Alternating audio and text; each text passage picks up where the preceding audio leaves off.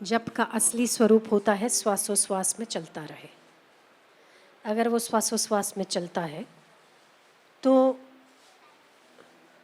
अटकने की, गिरने की संभावनाएं बहुत कम हो जाती है। ये मनुष्य जन्म आज के पहले ऐसा नहीं है कि आज के पहले लोगों को भोगों ने गिराया ना हो, आज के पहले लोगों को विकारों ने सताया ना हो, आज के पहले लोगों ने जगत ने आकर्षण में बांधा ना हो। पर जो लोग भगवान नाम के आश्रय होते हैं वो लोग संसार को जीत जाते हैं, और जो लोग नहीं होते वो विषय वासना के कीड़े बनकर फिर से जन्मते, फिर से मरते हैं। 84 लाख योनियों में कौन सी योनि के पास भोग उपलब्ध नहीं है? बताइए आप। क्या खाना उपलब्ध नहीं है? नहीं है। शायद आपको मेहनत करनी पड़ती है, उनको मेहनत भी नहीं करनी पड़ती, उनको सहज में प्राप्त हो जाता है। आपको इंटरव्यू देने पड़ते हैं, उनको इंटरव्यू नहीं देने पड़ते हैं। उनकी जॉब्स नहीं लगती, आपकी लगानी पड़ती है। ठीक है। पत्नियां भी आपको इश्तिहार डाल के ढूंढनी पड़ती है, और अगर वो आ गई तो लड़म पट्टी से आधी जिंदगी बेकार हो जाती है। ठीक। उनके वहां तो ये रूल भी नहीं है, अच्छा लगा तो रहो, नहीं लगा तो चले जाओ। ठीक है ना? तो फिर ऐसा क्या खास कर दिया आपने? खाना खा के, भोग भोग के, पत्नी ढूंढ के, या बच्चे पैदा करके? कुछ भी खास नहीं है। जो 84 लाख में पड़ा है वो आपके पास भी पड़ा है। पर खास कब है? जब भोगों से उपरती होकर भगवान में मन लग जाए, जब असमत्व की स्थितियों में, समस्त विषमताओं में चित्त विश्रांति को प्राप्त हो जाए, आपका मानव जीवन लेना सफल है। और उसी के लिए जप है, उसी के लिए सत्संग है, उसी के लिए प्राणायाम है, उसी के लिए सारे साधन हैं। हम चाहते हैं कि आप भीतर की यात्रा करो, क्योंकि बाहर के आने वाले समय जो पीछे आपने गुजारे वो बहुत ही विषम स्थितियों से गुजरे हैं आप।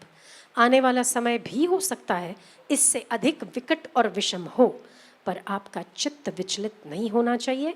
वो कब होगा? जब आपके जीवन में सत्संग होगा या नाम जप होगा। दूसरों की सहायता कर लो, मदद कर लो, सेवा कर लो। जैसे मैंने कहा कि यज्ञ करने से मांगना पड़ता है, पर सेवा करने से परमात्मा को देना पड़ता है।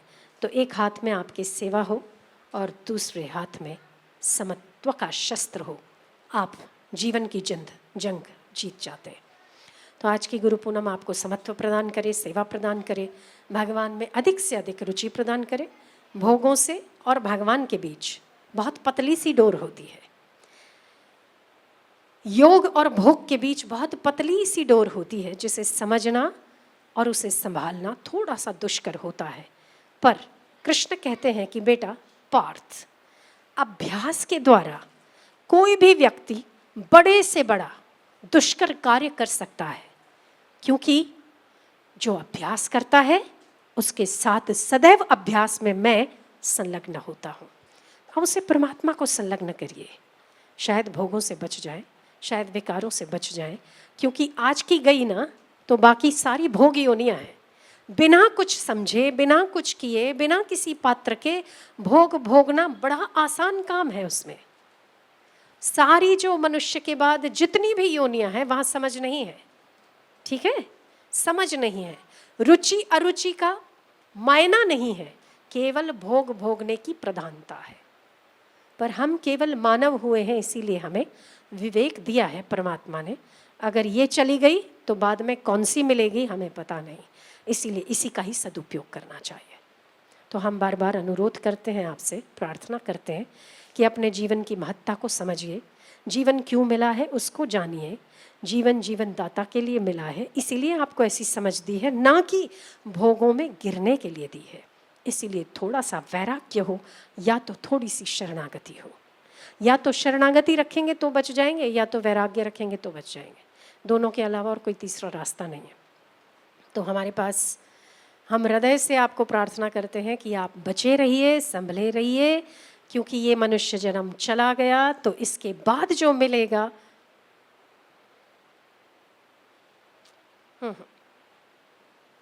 अगर चींटे बन गए ना तो चलते चलते आप ख्याल नहीं करते हो कि चींटे की कमर टूट जाएगी या नहीं टूट जाएगी, पैर रख ही देते हो।